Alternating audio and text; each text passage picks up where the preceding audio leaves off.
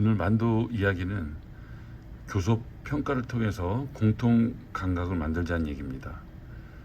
우리는 철회노동자 12-87호에서 동료들과 함께 평가를 제안했죠. 그리고 이번 주까지 모바일 설문조사를 마무리할 계획입니다. 그 자료를 토대로 교섭 평가를 진행해 볼까 합니다. 근데 이 교섭 평가를 왜 굳이 같이 할까요? 무엇을 찾기 위한 걸까요? 몇 가지 얘기를 하면 평가가 없이 사실 과제도 없습니다. 우리가 노조가 달라도 평가를 같이 해보자고 제기하는 것은 노동 조건의 차이가 없습니다. 결과가 똑같죠. 그래서 노동 요구안이 달라도 쟁취되는 것이 같기 때문에, 적용되는 것이 같기 때문에 서로 함께 생각할 수 있는 거리들이 많다는 겁니다.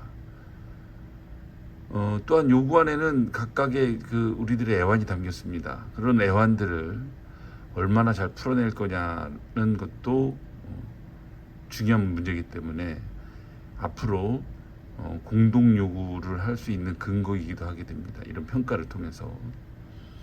그리고 우리가 나아갈 길에 대한 모색이, 공동의 모색이 좀 필요하긴 하죠.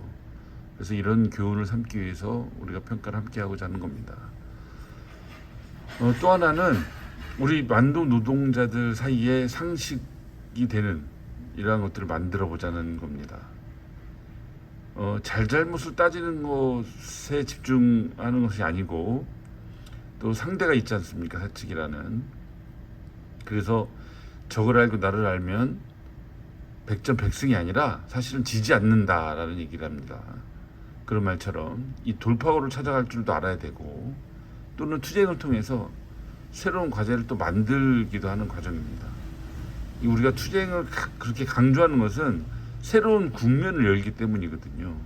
근데 투쟁하지 않으면 달라지는 게 별로 없습니다. 그래서 우리 이런 몸싸움이 필요하다고 주장하는 거죠.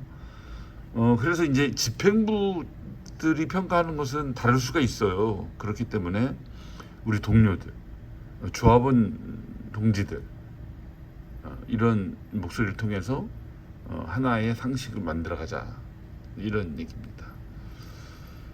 이 공통 감각이란 말은 사실 공교롭게도 신문 기사를 통해서 접했습니다. 이런 이제 공감대를 형성하고자 하는 이제 고민하는 와중에 이런 기사가 났던 거죠. 이 공통 감각은 이런 겁니다. 공통된 감각인데 당연히 이렇게 해야지 않아라는 서로가 생각, 당연하다라는 이런 생각, 이게 서로 생각 차이도 있고 입장 차이도 있고 이익이 다르다 할지라도 공동체로서 함께 행동할 수 있는 원천을 만들기 때문에 이제 이런 것들을 기준을 만들자는 겁니다. 그래서 저마다의 이익과 입장이 서로 다른 사회가 끝없이 분열되어 가고 있다면 이 공통 감각이 사라지고 있다는 뜻이다, 이런 겁니다. 그래서 우리도 노조는 다를지언정 만도인으로서, 만도 노동자로서 공통 감각이 좀 필요하다. 그래서 요구가 다르고 할지라도 이랬어야 되는구나, 이 정도는 해야 되는구나라는 이런 공통 감각을 만들어내자, 이런 뜻입니다. 요즘 참 세상 요상합니다. 태풍이 핥히고 간 참사가 엊그제 같은데 대한민국은 아무 일 없었던 듯 계속 흘러가고 있습니다. 그 주역에는 당연히 윤석열 대통령이 있는 거고, 최근에 한미일 3작 군사동맹 시대가 열렸습니다.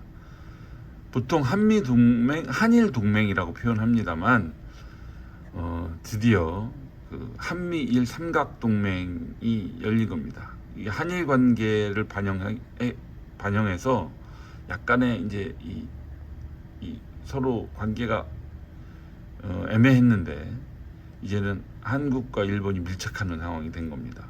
근데 이것은 미국을 중심으로 한 대중국 견제의 최전선에 한국이 섰다는 것을 의미합니다. 근데 이것이 국민들의 동의한 일인지, 이것이 궁금해졌습니다. 민주주의가 참 허약합니다. 87년 대통령 직선제 정치로 세상이 많이 달라질 줄 알았죠. 그리고 7, 8, 9 노동자 대투쟁을 통해서 노동조합이 결성되자 이제 노동자 세상이 되는 줄 알았습니다. 또 96, 97년 노동법 개혁에 맞선 정치 총파업으로 김영섭 정권을 한 발 물러세웠죠. 그때도 역시 노동자 세상이 되는 줄 알았죠. 그리고 민주노동당이 출범해서 국회의원 10명이 당선됐을 때 노동자 세상이 되는 줄 알았습니다. 박근혜 탄핵으로도 한 번 더 속았죠. 문재인 정권은 촛불 정부를 자임했지만 정신을 살리지 못했고 그 임기 5년의 결과가 윤석열 대통령을 탄생시킨 겁니다. 그리고 이 정권은 못하는 게 없습니다. 다 제멋대로 하죠. 사실 국민이 바로 잡아야 됩니다. 이럴 때 언론 장악을 시도한 이명박 정권 때 이동관이 야당의 반대는 물론이고 학폭 무마 의혹과 세법 위반 의혹 등 수많은 의혹에도 불구하고 방송통신위원장에 강행될 것입니다.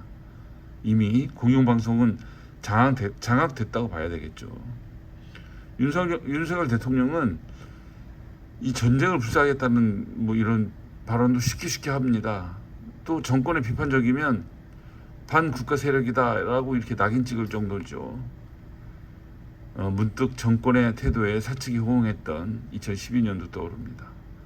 이명박 정권이 연봉 1억에 해당하는 노동자가 파업을 한다는 게 말이 되냐라는 비판과 더불어 직장 폐쇄도 있었죠. 윤석열 정권 1년 반 만에 세상이 많이 달라졌습니다. 더군다나 내일 후쿠시마 핵 오염수 방류가 강행될 걸로 예상됩니다. 국민이 침묵하면 그 피해는 오롯이 국민이 보게 됩니다.